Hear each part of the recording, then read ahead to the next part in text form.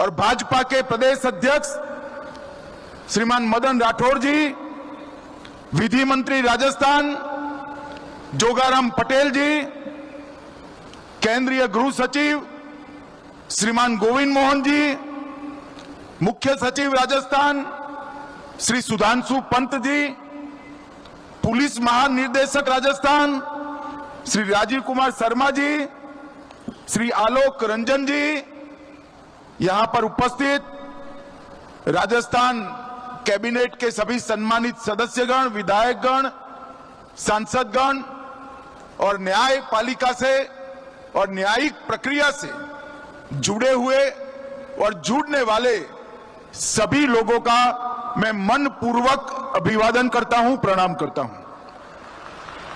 भाइयों बहनों, आज का कार्यक्रम एक प्रकार से विकास और न्याय दोनों का समन्वय करने वाला कार्यक्रम है। एक और तो तीनों आपराधिक नए कानून जिसके माध्यम से देश की आपराधिक न्याय प्रणाली में हम आमूल चूर परिवर्तन करना चाहते हैं।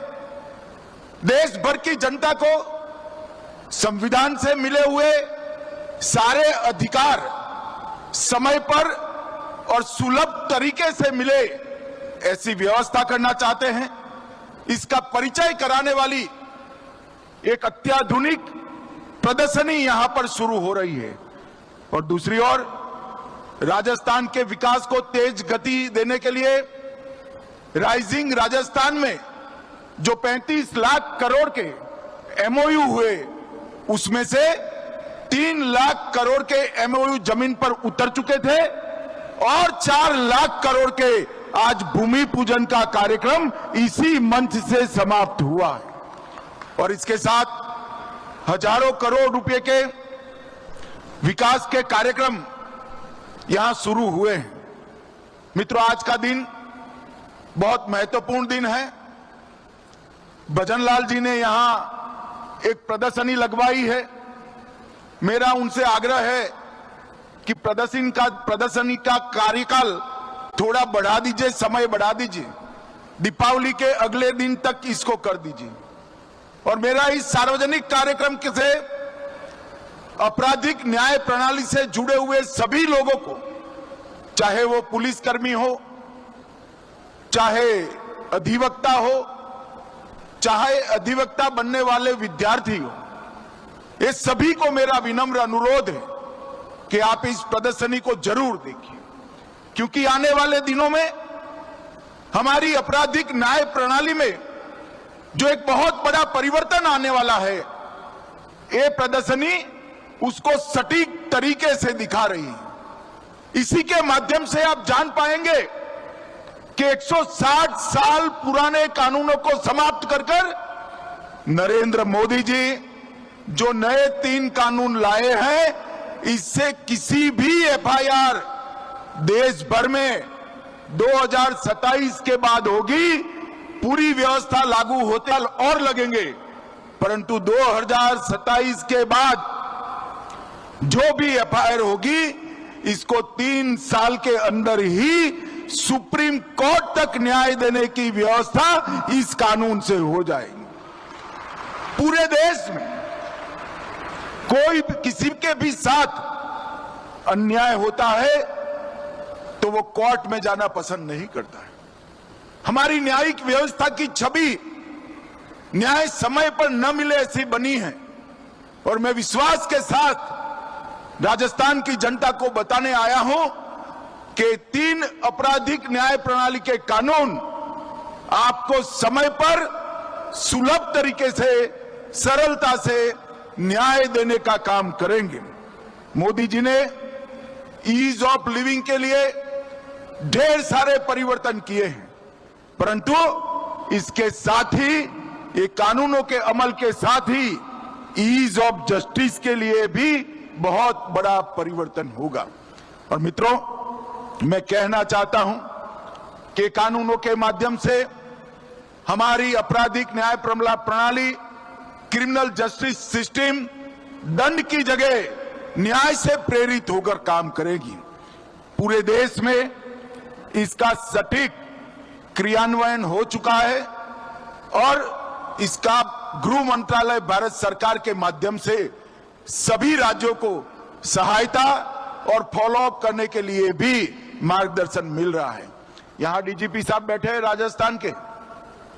राजस्थान वालों को मालूम नहीं है कि ये यहां आने से पहले इसी कानून के इम्प्लीमेंटेशन के साथ जुड़े थे। श्री राजीव शर्मा का बहुत बड़ा योगदान है इस कानूनों को पूरे देश में लागू करने के लिए।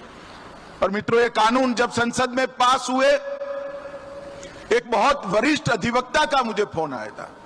कितने सालों से मैं न्याय दिलाने का काम करता हूं, मगर अंग्रेजों द्वारा बनाए हुए, अंग्रेजों के पार्लियामेंट में पारित हुए और अंग्रेजी शासन बचाने के लिए बने हुए कानून की जगह भारतीयों ने बनाए हुए, भारतीय संसद में पारित हुए और भारतीयों को न्याय दिलाने वाले कानून की ये शुरुआत एक ऐतिहासिक बात है।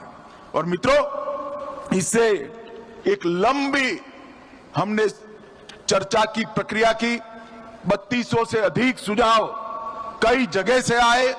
42 सांसद, अनगिनत आईपीएस अफसर, हाई कोर्ट, सुप्रीम कोर्ट के अधिवक्ता, जज साहब, कई लोगों के सुझाव per day to day consider कर मीटिंगें कर लगभग 3 साल की लंबी प्रक्रिया के बाद ये कानून बने हैं। ये कानून में महिला और बच्चों के खिलाफ अपराधों के लिए अलग चैप्टर दिया है। एफआईआर और 0 एफआईआर का प्रावधान किया है। सभी जब्ती की वीडियोग्राफी अनिवार्य कर दी है और 7 साल से ज्यादा सजा जिसमें है, ऐसे हर अपराध के लिए फॉरेंसिक जांच को हमने कंपलसरी किया है। और मैं आज राजस्थान की जनता को बताने आया हूं, राजस्थान में सजा कराने का दर 42% था, 42%। पुलिस 100 लोगों को पकड़ती थी, इसमें से सिर्फ 82 लोगों को सजा होती थी। ये कानून लगाए हुए 1 ही साल हुआ है और ये 42% को हम 60% तक पहुंचाए। और मित्रों, मैं आपको विश्वास दिलाता हूं, जब इसका संपूर्ण इंप्लीमेंटेशन हो जाएगा, ये 60% से भी बढ़कर 90% तक सजा का दर जाएगा। ये सभी प्रकार के वैज्ञानिक प्रावधान इस कानूनों में किए हैं। इस कानून के सुचारू इंप्लीमेंटेशन के लिए हमने दूरदर्शिता के साथ 2020 में ही नेशनल फॉरेंसिक साइंस यूनिवर्सिटी बना दी थी और इसकी देश भर में धीरे धीरे एफिलेटेड कॉलेजेस खोलकर एक नया कार्यबल, वैज्ञानिक जांच करने वाले युवाओं का कार्यबल हम बना रहे हैं। इन नई संहिताओं में आतंकवाद, मॉब लिंचिंग, संगठित अपराध और डिजिटल अपराध की व्याख्या भी हमारी न्याय प्रणाली में पहली बार की है। और इस कानून में कुल मिलाकर 29 से ज्यादा जगहों पर समय की मर्यादा तय की। 90 दिन में ही पीड़ित को अपडेट देना है, 14 दिन में पुलिस रिपोर्ट की आपूर्ति पीड़ित को कर देना है, 60 दिन में और 90 दिन में चार्जशीट कर देना है। अगर कोई देश छोड़कर जाता है या कानून की शरण में नहीं आता है तो ट्रायल इन एब्सेंशिया, इनकी अनुपस्थिति में ट्रायल कर सजा कराने का प्रावधान भी हमने किया है। इसके साथ साथ डायरेक्टर प्रोसिक्यूशन, इसकी भी स्थापना की है। मित्रों, ये जो बदलाव है एक प्रकार से ऐतिहासिक बदलाव है। मैं विश्वास के साथ कह रहा हूं, ये जो रिफॉर्म आया है वो 21वीं शताब्दी का सबसे बड़ा रिफॉर्म हमारे 3 क्रिमिनल जस्टिस कानूनों को आगे लागू करना है।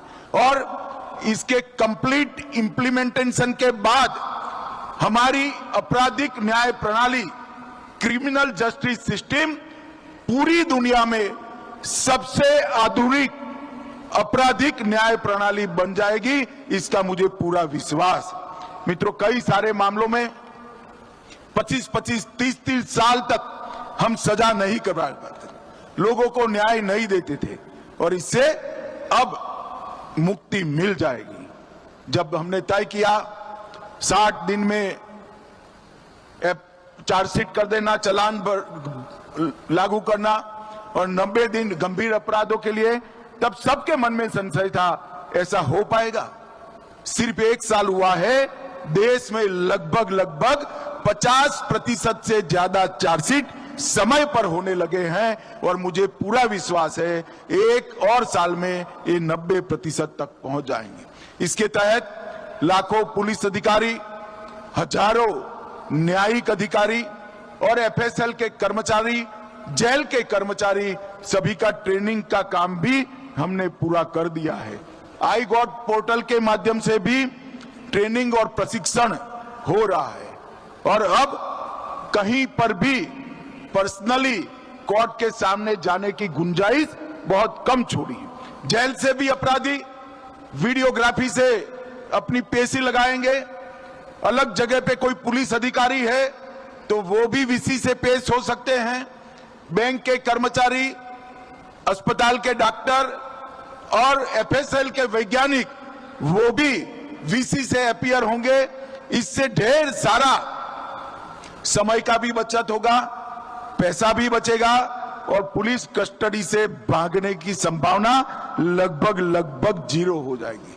मित्रों, ये कानून को मेरा फिर से एक बार करबद्ध निवेदन है आप सभी से कि ये जो प्रदर्शनी लगी है, ये राजस्थान के आपराधिक न्याय प्रणाली से जुड़े हुए सभी अंग उपांग के अंदर कार्य कर रहे सभी लोग इसको जरूर एक बार देखें।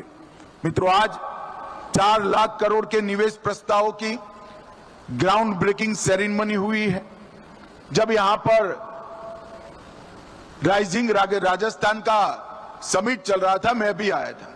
मैंने गहलोत साहब का एक कमेंट पढ़ा था कि 35 लाख करोड़ के एमओयू तो किए, जमीन पर कितने उतरेंगे। उस वक्त तो हमने किसी ने जवाब नहीं दिया था, मगर मैं आज गहलोत साहब को कहना चाहता हूं, गहलोत साहब, ये भारतीय जनता पार्टी की सरकार है, ये कांग्रेस की सरकार नहीं है। हम जो कहते हैं वो करते हैं। और भाइयों बहनों, मुझे आनंद है कि इतने कम समय में भजनलाल सरकार ने 35 लाख करोड़ में से 7 लाख करोड़ के एमओयू को जमीन पर उतारने का काम किया है। ये बहुत बड़ी उपलब्धि और मुझे विश्वास है देश भर में जो इन्वेस्टमेंट समिट होती है उसमें एमओयू को जमीन पर उतारने का जो एवरेज दर है उससे हमारी भजनलाल सरकार, भाजपा सरकार कई गुना आगे आएगी, इसका मुझे पूरा विश्वास है। मित्रों, इसके माध्यम से अनेक प्रकार के प्रोजेक्ट्स, आज अलग अलग प्रकार के प्रोजेक्ट जो जमीन पर उतरे हैं, राजस्थान के युवाओं के लिए कई सारे मौके सृजित करने वाली इंडस्ट्रीज आज यहां पर जमीनी कामकाज शुरू करी है। मैं भजनलाल जी, उनके उद्योग मंत्री और दोनों उप मुख्यमंत्री को, मुख्य सचिव को, सभी को बहुत बहुत साधुवाद और अभिनंदन देना चाहता हूं। आज यहां पर 9,315 करोड़ की अलग अलग परियोजनाएं हुई हैं और इसके अलावे आज 47,000 विद्यार्थियों को यूनिफॉर्म के लिए, गणवेश के लिए 260 करोड़ रुपया सीधा इनके अभिभावकों के बैंक अकाउंट में डायरेक्ट जमा कर दिए गए। मुझे याद है, मैं प्रचार करने आया था, हम सरकार बदलने की गुहार करते थे, उसमें एक मुद्दा यह भी था कि कांग्रेस की सरकार विद्यार्थियों के यूनिफॉर्म में भी कटकी और बटकी दोनों कर रही है।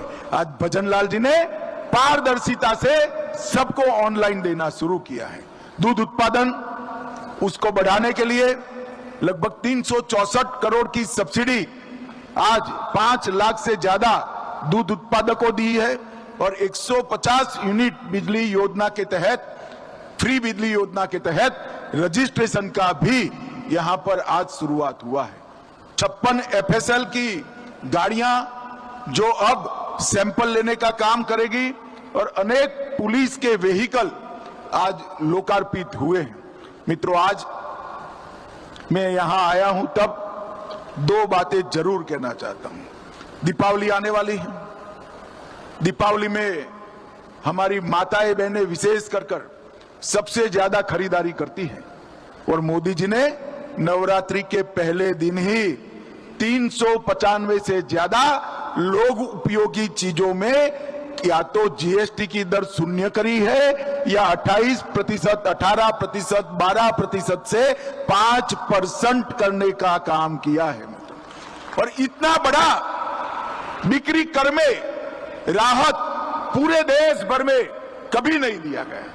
इसलिए आपकी दीपावली शुभ होने की पूरी व्यवस्था मोदी जी ने करी है, मगर मैं आपको एक आग्रह भी करना चाहता हूं। दीपावली तो सस्ती खरीदारी से जरूर शुभ करिए, परंतु स्वदेशी चीजों को ही खरीदने का आग्रह आप लोग करिए।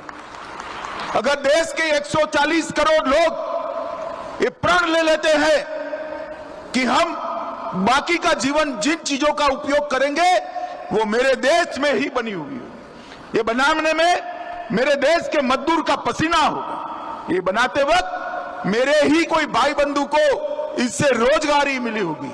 अगर इतना प्रण कर लेते हैं तो देखते देखते मोदी जी ने हमारी अर्थव्यवस्था को 11वें नंबर से 4थे नंबर पर पहुंचाई है। युवाओं, जब आप लोग होंगे 2047 में देश आजादी की शताब्दी मनाएगा, तब हम सर्वोच्च नंबर पर दुनिया में पहुंच कर रहेंगे, सर्वोच्च नंबर पर। और इसलिए विशेषकर युवाओं ने और हर परिवार की महिलाओं ने, माताओं ने, बहनों ने स्वदेशी का आग्रह, इसका प्रण इस दीपावली के दिन लेना है।